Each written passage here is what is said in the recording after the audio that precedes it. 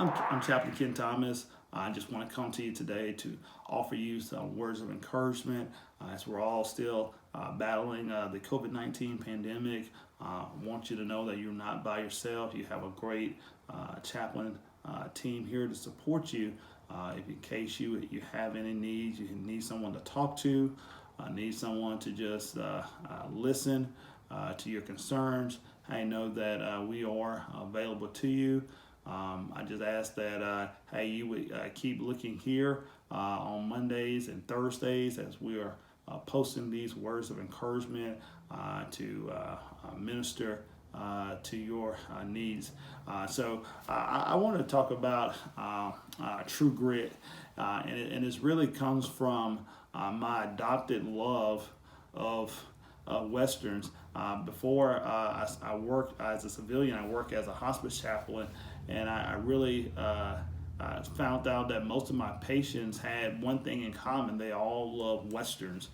Every patient's home I would go into, they're always watching a Western on TV. I really never cared too much for Westerns, but after a while, I kind of got sucked into the world of Gunsmoke, in Bonanza and Rifleman, and really kind of fell in love with the stories of these people who are living in such a chaotic and unpredictable world, but they are have such a spirit, a pioneering spirit to really make the best of the life that they have. And so one of the most famous Western movies out is True Grit. And True Grit is about it's a book. It's based on a book by Charles Portis.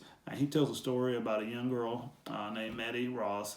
Maddie Ross' dad was killed, and Maddie Ross sets out on this quest to avenge her father's death.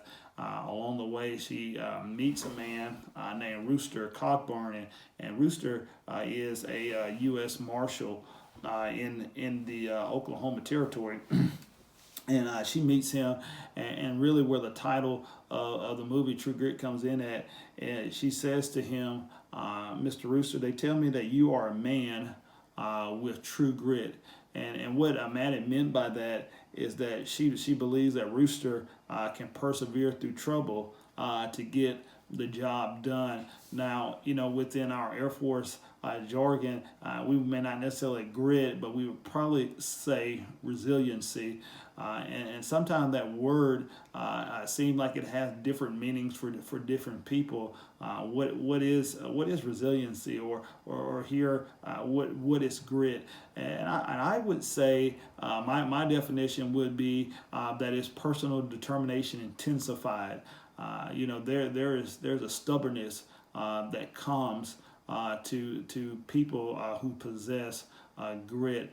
They're going to see things to the end, no matter the odds or the circumstances. And so I feel like that is what that is a key characteristic of us who are going to get to the other side of this pandemic, is that hey, we have to have true grit. And so I want to share these words from the Apostle Paul, because I believe they're going to be a great blessing to you, because Paul talks about really about possessing true grit. And he says here in 2 Corinthians chapter 4 and verses 16 through 18, he says, so we do not lose heart.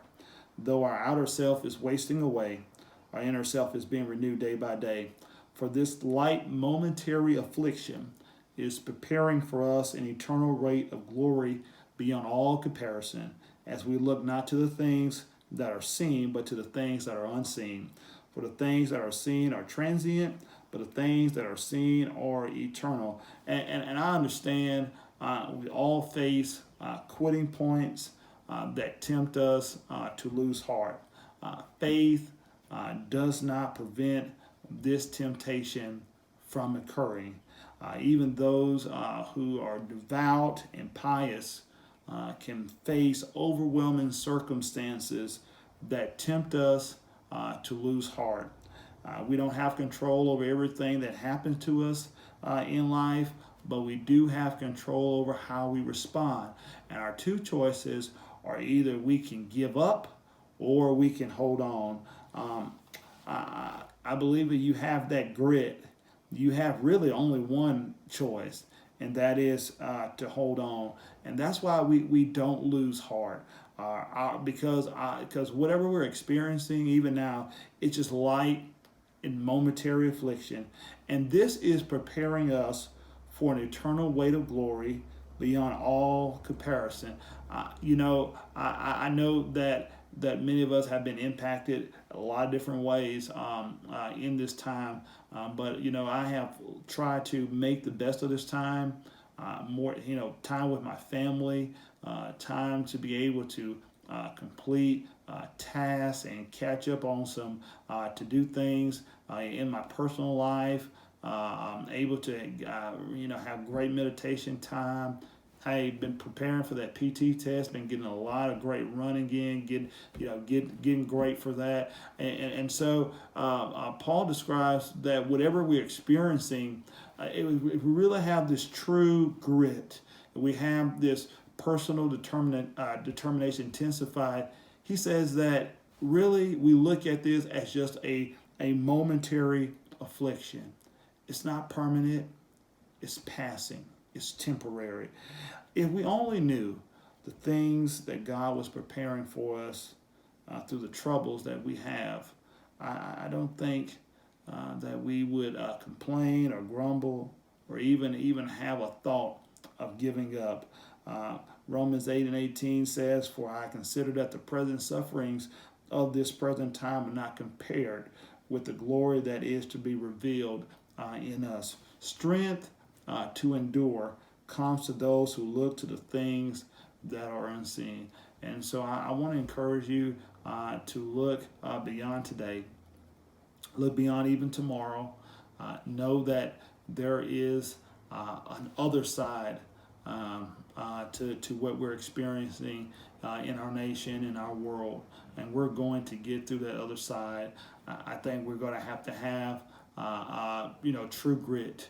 We're going to have to grit it out, but we can get through this, and we're going to get through it together. And so again, if there is something that you need someone to talk to, someone to listen to, hey, please reach out to me or other chaplain team members, and be glad to help you get in this time. But until we're able to get together again, I certainly pray that God bless you and God keep you safe.